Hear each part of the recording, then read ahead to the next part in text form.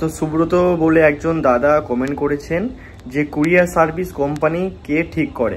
হ্যাঁ, courier service company হচ্ছে Amazon, Flipkart, মেসো নিজস্ব করে একটা কুরিয়ার সার্ভিস আছে। যেমন হচ্ছে অ্যামাজনের আছে অ্যামাজন শিপিং সার্ভিস, এবং ফ্লিপকার্ট আছে ই-কার্ট শিপিং সার্ভিস, এবং মেসোরও নিজস্ব এখন করেছে যেমন ভালমো বলে একটা কোম্পানি কুরিয়ার সার্ভিস।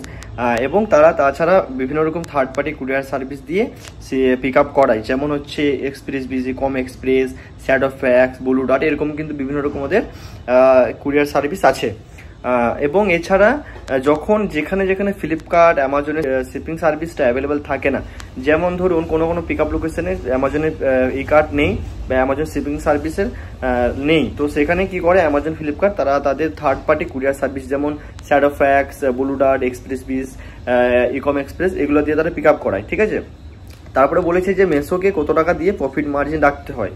হ্যাঁ, মেসোতে তো যখন লিস্টিং করবে তখন হচ্ছে মেসো শুধুমাত্র তারা তাদের ডেলিভারি চার্জটা কাটে, আর কিন্তু কোনো রকম চার্জেস বা কমিশন কাটে না। তো এরকম ভিডিও দেখতে চাইলে অবশ্যই আমাদের চ্যানেলটাকে সাবস্ক্রাইব করবেন। ভালো থাকবেন, থ্যাংক ইউ।